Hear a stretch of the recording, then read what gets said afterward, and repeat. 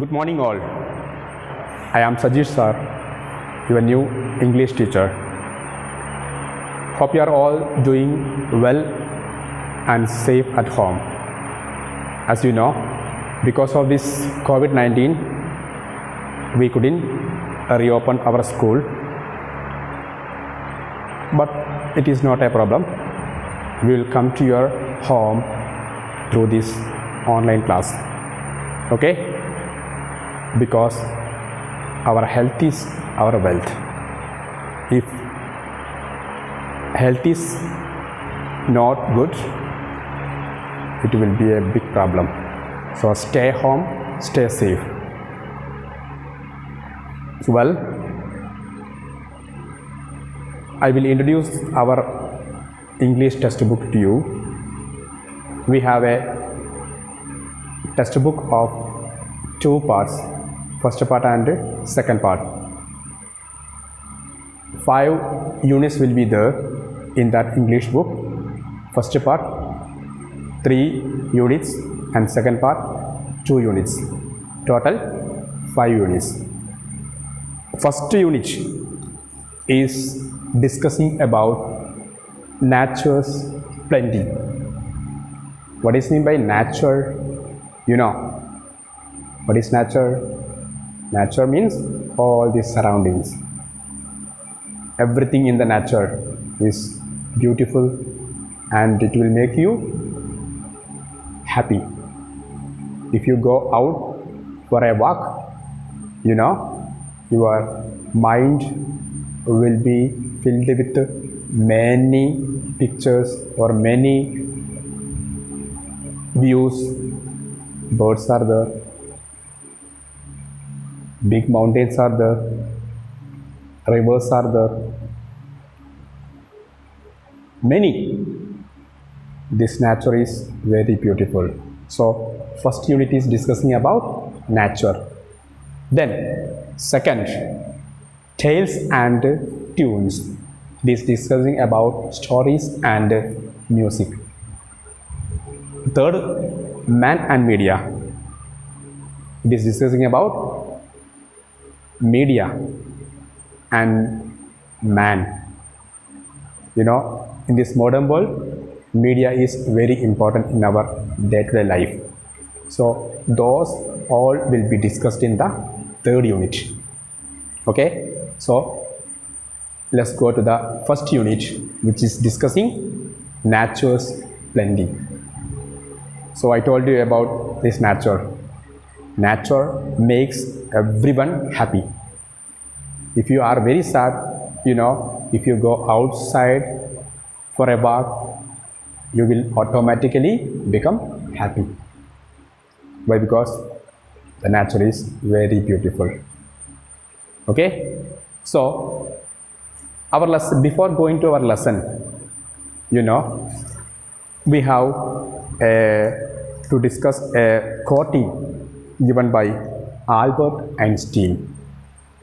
What did he say about nature? Look deep into nature and then you will understand everything better. So if you look at the nature very carefully, you can find happiness. That is what said by Albert Einstein. Then we have a small newspaper cutting. It is a story about a girl named Suryamani. So she is from Jharkhand. So let me read that small newspaper clipping. Jharkhand, living close to nature is living life in full. Suryamani's story will definitely be an eye-opener to those who deliberately walk away from nature. So here we are going to discuss about a Suryamani, whose story is an eye-opener. So it will teach you a new lesson. What is that? Suryamani is a tribal nature activist who loves the forest and considers it as her own. She is a tribal nature activist. You know, many people are hardworking for conserving our forest, and some people are hardworking for what? Killing the nature. They are killing, they are cutting down the trees, and they are doing a big harm to the forest. And some people are there, they are protesting against it. So she is one activist, and she loved the forest and knew that she could do something to save it. So she never thought about harming the nature. She thought about conserving or protecting the nature. Because if someone comes forward to save our forest, many people will come forward. We can say to people about the importance of forest. Especially we have to teach this to the children, because they are the future citizens. So if you love the nature, automatically you will not cut the trees. So she loved the forest, and also she hard worked for conserving this forest. In college, she became a part of Save the Forest movement. She went on nature walks with children on weekends, explaining that our survival is linked with the survival of the forest. So human beings, their survival is linked with what? Nature's survival. If there is nature, all living beings will be there in this earth. Our planet is different from all other planets in our solar system. Why? Because only on earth what is there? There is oxygen and trees, or these living beings, because nature is there.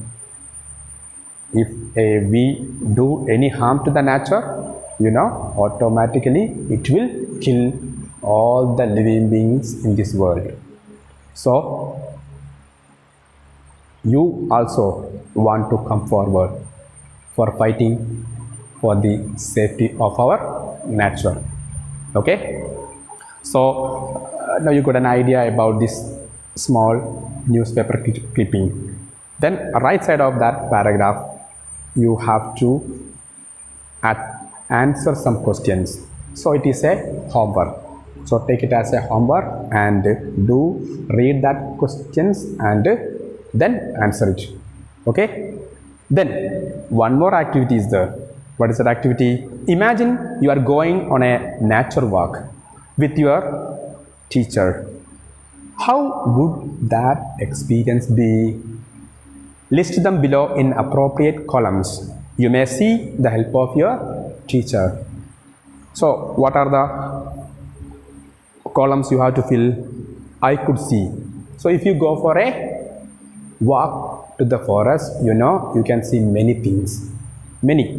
Whatever you see, just imagine that, and then you can write down here. Then you can hear something that you can write in the second column, and third column you can sense something. Example, the fragrance of flowers that you can sense. So same like that, you have to just imagine, walk with your teacher, with me, then you can fill it up. Okay, so these are the two works you have to do before entering to the class or our lesson. Okay, so now we are going to the lesson. How far is the river? That is the name of our. How far is the river? Okay, so here is a boy who sets out on a trip to appreciate the beauty of nature. So the main character in our story is a boy. Where does he go? What does he see? How does he feel? Can you imagine that? If we go to appreciate this nature, you will see many things. You will hear something and you will sense something. So all we have to find out by going with this boy. Okay, let's go to the lesson. How far is the river? Between the boy and the river stood a mountain. So between whom? Between the boy and the river, in middle, what was there? There was a mountain. So if there is a mountain, can the boy see the river? No, cannot. Then the boy was young and the river was small, but the mountain was big. So the mountain was very big. The river was very small. The boy was also young, means small. So he could not see that river with his eyes from his home. So what can he do to see that river? No doubt he has to go there. He has to go to there, then you can see that river. Okay. Next, the thickly forested mountain hid the river, but the boy knew it was there. That mountain was covered with what? Many trees. That's why even he tried to see that river behind that mountain, he couldn't see. Because what? What was the reason? What prevented the boy from seeing the river? What prevented? Yes, that is the thickly forested mountain. That is what prevented the boy from seeing that river.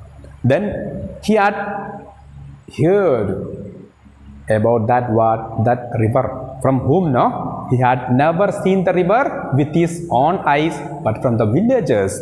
He had heard of it, of the fish in its waters and of its rocks. You know, in a river, what will be there? Fishes will be there. Then rocks will be there, beautiful small rocks will be there. No, big rocks will be there and small one will be there, and it will be very beautiful. Okay, so this boy also wanted to see that beautiful river with this fish and all rocks. He wished to touch the water and knew it personally. The boy wanted to touch the water. He heard about it from the villagers, but he didn't get a chance to go there, or his parents did not take him to there. So he was thinking about going there and seeing and touching the water in that river. Okay. Then he stood in front of his house on the hill opposite that mountain and gazed across the valley, dreaming of the river. Now the boy is standing. Where is he standing? He is standing in front of the house. And then he gazed. He gazed means he looked fixedly on that valley. And he was dreaming what? He was dreaming that river. He was about 12 years old. Next sentence is telling about that boy. How was that boy? Who was that boy? What was his age? 12 years. He was a sturdy boy. Sturdy means strong. He was a very strong boy with untidy black hair and shining black eyes. He had a untidy. Untidy means not neat. His black hair was not neat. You know, he did not use that comb. It was not tidy. And his eyes were shining black eyes were there for that boy. He had fine features and a clear brown skin. He had a fine features, fine appearance, and a clear brown skin. His skin color was brown. But his hands and feet were rough and scratched. Scratched, you know. So his hands and foot were what? Not very soft. It was rough and scratched. Why? Because if we stay at home without doing anything, our hands will be very soft. But this boy was not like that. His house was on a small hill. So you know, he plays with what? He plays with these rocks, small rocks or something like that, pebbles and all. So his hands will not be soft. His hands were rough and feet. He used to walk on that hill. So his feet were very rough and scratched. Then he was barefooted. That boy was barefooted. Barefooted means without foot. Without his feet were, or he did not use any sandal, shoe, nothing. Why? We all use, you know, but this boy did not use. Why did he use? The reason. What is the reason? Because not because he couldn't afford shoes. He could afford. Afford means financially he was able to buy a shoe. It's not shoes, not a problem. But he did not. Why? Because he liked the feel of warm stones and cool grass. Why didn't he use shoes, or why was he barefooted? Why? Because he liked the feel of warm stones. If you want to feel the rocks, you know, you must not wear sandals or shoes, nothing. Without that, you have to touch. Then you can feel the stones and cool grass. If you wear a shoe, if you wear shoes, how can you feel the grass? Not possible. Everything will be safe. But this boy was not like that. He wanted to enjoy it. So he was barefooted. So this is what our first class. You have to read this lesson. Only 3 paragraphs are there. You have to read that 3 paragraphs very carefully. Then answer the first 3 side question answers also. That is what your third homework.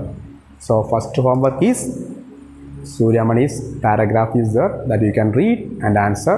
Then second work, whatever the things you can see in the nature, if you go with your teacher, imagine that you are going with your teacher to the nature to see all things. So whatever you see, then you can write there. Okay, and these 3 side question answers also you can answer, and you can write on the notebook, and you can send it personally. Okay, thank you.